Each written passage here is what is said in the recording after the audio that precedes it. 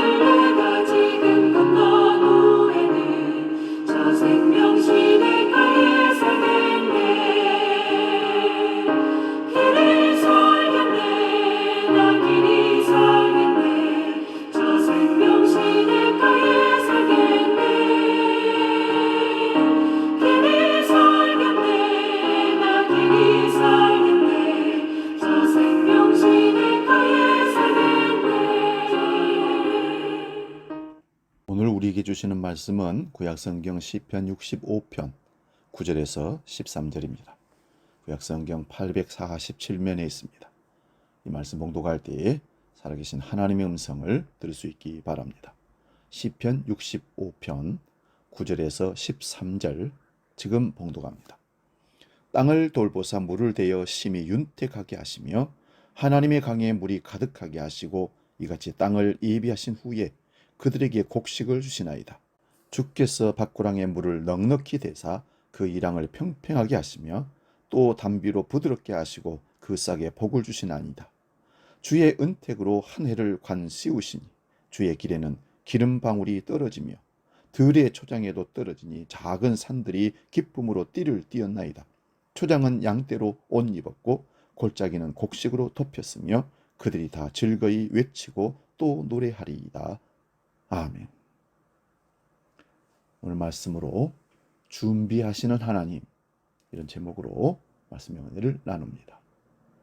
우리 하나님은 항상 하나님의 백성들에게 복 주시려고 준비하시는 하나님이십니다. 오늘 시편 기자는 하나님의 은혜를 이렇게 노래합니다. 13절 초장은 양떼로 옷을 입었고 골짜기는 곡식으로 덮였으며 그들이 다 즐거이 외치고 또 노래하나이다. 풍년에 노래하는 농부들의 심정으로 이 말씀을 한번 바라볼 수 있기를 바랍니다. 곡식이 풍성하게 열매 맺고 가축이 늘어나는 모습에 농부는 가슴이 벅차오릅니다. 앞으로 살아갈 한 해가 더 이상 불안하지 않고 든든하고 안심이 되기 때문입니다. 성경의 농경 시대에는 소출이 별로 없었습니다. 지금이야 비료가 농약이 여러 가지 영양분이 있는 거름들이 준비가 되어서 우리가 원하는 만큼 풍성한 열매를 많이 맺게 되지만 과거에는 그런 일이 없었습니다. 가축이 비쩍 마르거나 새끼를 잘 낳지 못하면 곧 공동체 전체의 죽음이었습니다. 그렇게 조마조마한 상황에서 소출의 계절을 맞았는데 가축은 초정에 가득하고 밭에 곡식이 잘 자란 모습을 봤을 때 농부의 그 감격, 이것이 오늘 본문의 성격이고 정서입니다. 중요한 것은 준비한 과정이 있었다는 것을 여기서 우리가 알아야 됩니다. 햇빛과 비를 주관하고 모든 산업을 책임지시는 창조주 하나님은 이스라엘의 은총을 베푸실 때도 구체적인 과정과 절차를 밟으셨습니다. 9절 10절을 봅니다. 땅을 돌보사 물을 대어 심히 윤택하게 하시며 하나님의 강에 물이 가득하게 하시고 이같이 땅을 예비하신 후에 그들에게 곡식을 주시나이다. 주께서 밭고랑에 물을 넉넉히 대사 그 이랑을 평평하게 하시며 또 담비로 부드럽게 하사 그 싹에 복을 주시나이다. 먼저 밭고랑에 물을 대고 이랑을 평평하게 한 뒤 담비를 내려 땅을 부드럽게 하시고 식물의 싹이 터서 자라나고 마침내 열매를 맺게 하셨습니다. 농사처럼 인생 역사도 과정을 성실하게 거쳐야 묵직한 작품이 나옵니다. 예수님의 삶에 의문 하나가 있습니다. 왜 주님은 그렇게 늦게 공생애를 시작하셨을까요? 할 일이 많은 메시아의 삶을 좀 더 일찍 시작하셨더라면 훨씬 더 많은 사역을 하실 수 있었을 텐데 말입니다. 고작 30살에서 33세까지 3년을 공생애로 사셨다는 것을 염두에 두는 말씀입니다. 그 이유를 저는 이렇게 찾아봅니다. 자기 하나 인생 감당하기도 어려운데 온 인류를 구원하는 메시아 사역을 위해 그만큼 예수님 자신이 준비하고 거쳐야 할 과정이 필요했기 때문이 아니었을까요? 가나 혼인잔치에 포도주가 떨어졌을 때 어머니 마리아가 포도주가 떨어졌다는 당황한 얘기를 했을 때 내 때가 아직 이르지 아니했다, 그 말은 준비를 하고 있다는 뜻이기도 합니다. 성경에 공생애 이전 예수님의 삶에 대한 기록이 거의 없어서 우리는 잘 알 수 없지만 그는 분명 30세까지 편하게 지내다가 어느 날 갑자기 메시아가 된 것은 아닐 거라고 저는 믿습니다.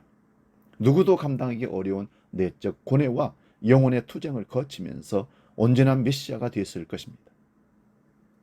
메시아의 삶을 위해 하나님께서 밭고랑에 물을 대고 담비로 땅을 부드럽게 하시는 과정이 필요했던 것이 아닐까 저는 생각해 봅니다. 메시아조차도 이렇게 인생 과정 역사에 선한 결과를 가져오려면 과정을 철저히 통과해야 한다는 것을 우리는 숙고해야 합니다. 과정은 생략하고 결과에만 집착하는 풍토는 개인과 역사를 병들게 합니다. 정당한 과정을 더 소중히 여겨야 하나님의 뜻에 맞는 것입니다. 사업을 하는 사람도 마찬가지입니다. 요즘 우리 젊은이들이 한탕주의, 쉽게 뭔가를 투자해서 돈 벌고 편하게 살겠다는 생각, 착각입니다. 농부의 수고하는 그 마음, 봄부터 가을까지 뿌리고 거두는 모든 작업을 통해서 열매는 우리에게 다가오는 것입니다. 그렇다면 열심히 성실하게 노력하는 과정을 거치면 풍성한 결실이 보장될까요? 성실한 과정 없이 한탕을 기대하는 삶은 바르지 못하기에 과정을 중시하며 성실하게 노력하는 삶을 선택하더라도 초장은 양떼로 옷 입었고 골짜기는 곡식으로 덮이지 않는 것이 우리의 현실입니다. 새벽부터 저녁까지 우리가 온갖 노력을, 과학적인 모든 정보들을 다 동원해서 투자하고 열심히 일했지만 결실이 없는 경우도 허다하다는 사실입니다. 사랑하는 여러분, 무엇이 과정에 빠졌습니까? 인간의 노력과 능력과 성실이 필수적이라 해도 하나님 없이는 행복한 삶의 결과가 보장되지 않는다는 것을 우리 잊어서는 안 됩니다. 하나님이 우리와 함께 하실 때만 결과가 보장된다는 것입니다. 믿음이란 내 삶과 역사에 하나님이 동행하고 돌봐 주셔야만 성실한 과정에 맞는 풍성한 은총의 결실을 얻을 수 있음을 받아들이는 삶입니다. 그래서 믿음의 사람은 결코 혼자 인생을 설계하지 않습니다. 하나님께 여쭙고 묻고 하나님의 동행을 요청합니다. 우리의 현실은 과정을 철저히 지켜도 패망할 수 있음을 어렵지 않게 보여주기 때문에 믿음의 사람은 나만 열심히 하면 결과가 만족스럽게 나올 것이라고 속단하지 말기 바랍니다. 그러므로 무엇이든지 최선을 다해 과정을 충실히 하십시오. 보다 중요한 것은 하나님께서 그 과정에 동참하셔야만 된다는 것을 우리는 생각 속에 각인해야 합니다. 또 그것을 우리 자녀들에게 가르쳐야 합니다. 그때 우리는 오늘 시편 기자의 감동적인 찬양을 하나님께 돌려드릴 수가 있는 것입니다. 사랑하는 여러분, 항상 우리 곁에서 함께 준비하시고 과정을 함께 겪어가시며 아름다운 결실을 함께 맺기를 원하시는 하나님을 한순간도 놓치지 마시기를 바랍니다. 시작부터 끝까지 하나님과 동행하면 준비하신 하나님이 우리 모든 삶에 풍성한 것으로 초장은 양떼로 옷 입었고 골짜기는 곡식으로 덮였으며 그들이 다 즐거이 외치고 노래하리라는 이 말씀이 성취될 줄로 믿습니다. 할렐루야. 기도하겠습니다. 거룩하신 아버지, 항상 준비하시며 하나님의 백성들이 가장 좋은 것으로 주시고자 하시는 하나님의 사랑을 이 시간도 찬양하며 감사합니다.